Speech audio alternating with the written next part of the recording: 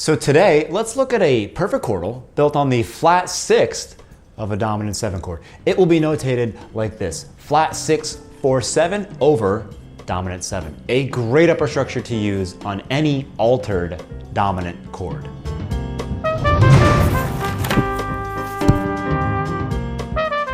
If you're not familiar with upper structures, I strongly suggest you check out Season 1, which is available now as an entire course featuring interactive PDFs, demos, and much more. You can click on the link here or just check the description down below. Also be sure to watch the introduction to this series where we explain both what chordals are and how we're going to use them to create new colors in music. So if I have a B7, the flat sixth is G natural. So I build my perfect chordal starting on G, and I get G, C, and F. This is going to contain 3 altered tensions: the flat ninth, that's C, the sharp 11, the F, and the flat 13, G. So if I play my B7 down here, and my upper structure G47 on my right hand up here, when I put them together, the color that I'll get is this.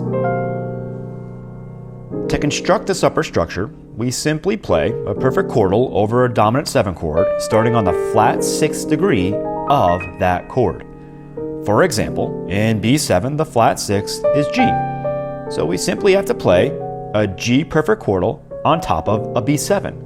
We now have a B7, flat 9, sharp 11 with a flat 13. This upper structure contains all 3 tensions, and they're all altered, which makes it great for the use on top of any chord labeled alt or altered. But the color of this chord is very harsh and dense and dissonant, which makes it very hard to use unless you know how and when to include it in a progression. Here are the ways that you can think about this chordal. Play a perfect chordal starting on the flat 6th of that chord. For more independent perspective, just think a major third below the root and play the perfect chordal on that note in any inversion.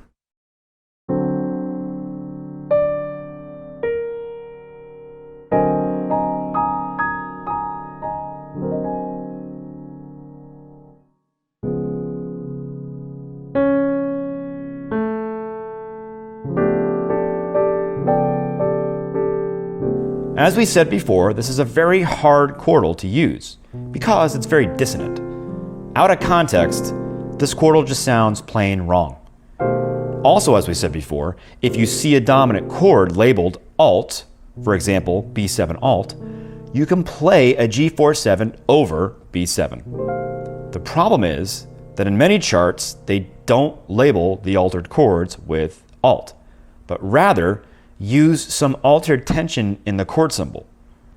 For example, dominant 7 sharp 9 often implies the altered scale, but our chordal contains the flat 9, which, as we've seen before, can always be used as a substitute for the sharp 9.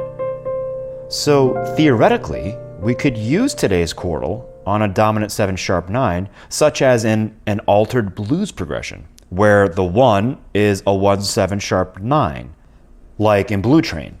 But be very careful when you use it in this context. I would never use it over the head of the song. I'd rather play the sharp 9 in my voicing when the head is being played because it establishes the altered blues sound much better. I would definitely use it during the solo section though, because it will offer the soloist an interesting color to play with. Another place where you can consider this chordal is over a dominant 7 flat 5. In the book, we've used this upper structure chordal in the demo song section, on top of every B7 flat 5 that's in one note samba, which sounds like this.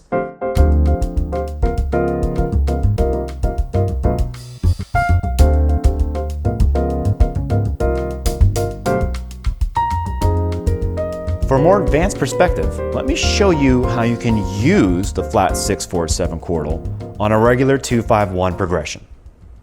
So if we're in F, the 2-5-1 is G minor 7, C7, and F major 7. we can reharmonize this C7, which should be paired with the mixed Lydian scale, with a C7 altered and use today's chordal on top of it. That's an A flat 4/7 on top of the C7. See how tense it sounds? I bet you would never go for a sound like this out of context.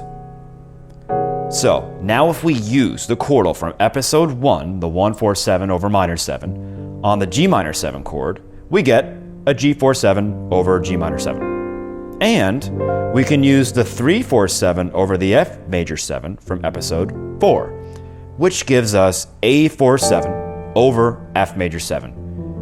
We get 3 chordals ascending chromatically, and when you play them together, the progression now sounds like this.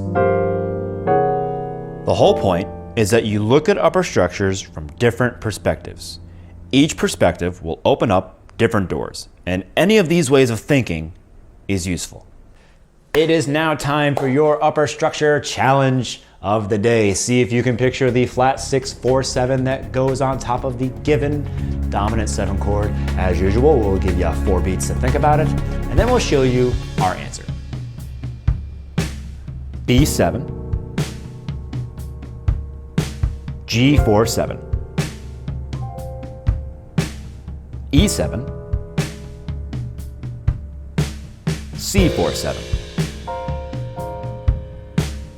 A7, F4-7,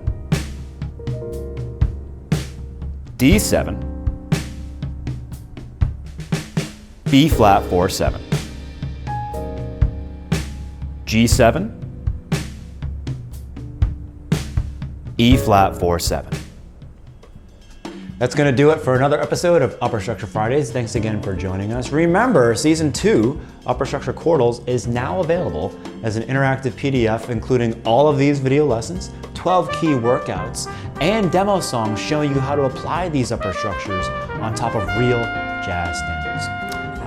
Please like and subscribe, comment, hit the notification bell to stay up to date on current content. We really appreciate it. We're going to leave you today showing you our demo that illustrates the use of a flat 6-4-7 over dominant 7 chords.